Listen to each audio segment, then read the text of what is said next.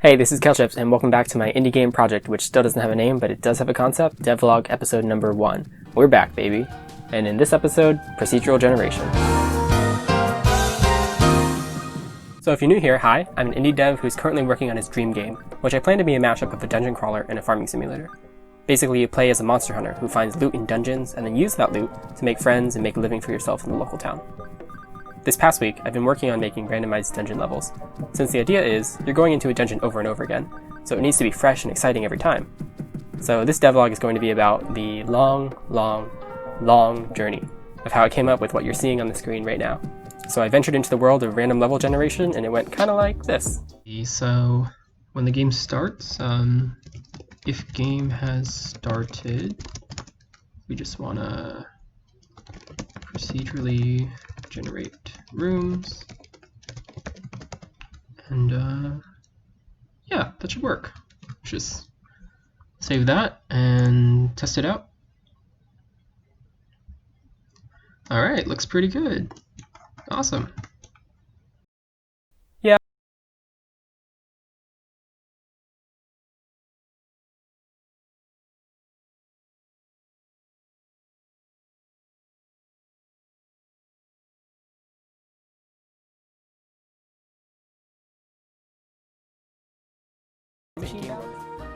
What? Oh yeah. Okay, so generating the dungeon randomly ended up being a lot longer task than I anticipated. But for my first idea, I decided that I wanted to keep some of the room-based dungeons like in Binding of Isaac and Enter the Gungeon, but I wanted to change it up and be a little different. And what's different than rectangular grid rooms? Circles. So I experimented with generating random circular rooms, which basically generates a large grid. So you start with a 120 by 120 grid, where each position is either a wall or ground, and you start in the center. Starting there, you generate a random number of rooms, and for each room, basically you shoot a little ray out, which is a certain length, which is the radius, and you shoot a bunch of those out in 360 degrees, and you delete any walls that they run into and replace them with ground. And then you pick another random direction, and then the next room's radius, and by traveling in that direction by the sum of the two radii, you get the next room center, where you can wash and repeat, shooting out rays in 360 degrees and deleting more walls. Then you have a grid of a bunch of wall and ground tiles, which I tiled using rule tiles. Basically in Unity, this is a way of dynamically picking which tiles each wall should be. So if a wall tile, for example, has walls on all sides except for the right, that should be a right-facing wall. You can kind of see it on the diagram here. And here are the results for that. Decent, but not exactly what I was looking for. This is about the time that I realized that pixelated circles don't really fit. So instead of modifying that, I just scrapped all that work I just did and opened up a whole new issue, Cellular Automata. The idea here is that you can start with a big grid, just like before, but the tiles are either randomly wall or ground instead of all of them being wall. Then each tile looks at its neighbors, and if most of them are walls, then that tile becomes a wall as well. And if most of them are ground, then that tile becomes ground as well. Now these are pretty simple rules, but if you repeat it over and over again, you get some pretty cool looking cave systems that are random each time, since you generated the grid randomly to begin with.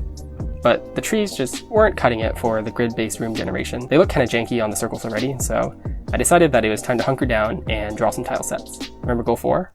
Okay, and lastly, this is just a personal thing, but I want to get into making some art for the game. And I probably didn't have to, given that the asset pack that I'm working with doesn't have the scope of weapon or NPC characters that I want for the final game, but making my own art is definitely something that I struggle with. And the art for the game right now is an asset pack that I got for like $3, and I want to make assets that really fit my vision for the game. So if that means making them myself, then yeah, that's what I'm gonna have to do. And at first it looked like this, which was bad. And then it looked like this, which was a little better. And after a totally reasonable amount of coding, here's what it looked like.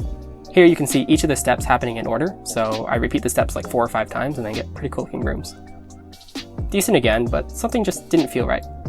See, the screen really limits how zoomed out can be, because at a certain point the player in the combat just feels kind of lame. But these caves sometimes produce pretty cabinets rooms, and since the camera's zoomed in, the player can really see which goes progress. Combine this with the fact that dungeon crawlers levels really need to start and finish, and the system just feeling lost, which is probably the antithesis of feeling like the opposite of small town from Monster of the Forest. That's why I think Automata work better for exploration games, where you can progress in any direction, but for dungeon crawlers, where each floor definitely has a start and a finish, and you need to progress between those, it doesn't really work for a cave system. But I just spent all that time coding these cellular automata, so I had an idea where I'd use the automata to generate the ground tiling for the room. So that's the grass versus the dirt, which would be a nice way to incorporate my code somewhere at least. Spoiler, this feature didn't make it, I was just saving my pride. So basically it was a nice coding exercise, but it's not really practical for my game, and as much as it hurts to throw away all my code again, we're restarting. Okay, so back to the drawing board. And remember how the circles didn't fit together from every direction? Well, they did fit together from the sides, so I had an idea to arrange the rooms in a normal grid pattern, but the rooms would be circle, so that would still be different. Right? Right? Right? Okay, before we start on this, just a side note, I slept on the old tile set and decided that, yeah, it wasn't so great after all. So I redrew that into this guy. Big shout out to a channel on YouTube here called Adam Eunice.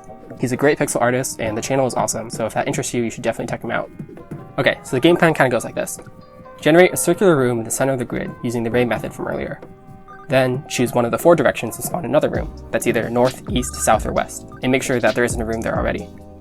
And after generating enough rooms, mark the last room as the dungeon end, so that there's always a path from start to finish. Oh, and keep track of connections between rooms as you spawn them. So each time you spawn a room, draw a connection to the last room, and draw a connection from that last room to this next room. Then, to spice it up, add a chance for each room to spawn an offshoot treasure room, which for now are just smaller circles where you'd find treasure or something. So after another bout of coding, rooms looked like this. You can see the path from start to finish here, and the offshoot rooms which connect randomly to the continuous path from start to finish. With this method, I kept the ability to vary the radius of the rooms, but they're all still locked into a grid.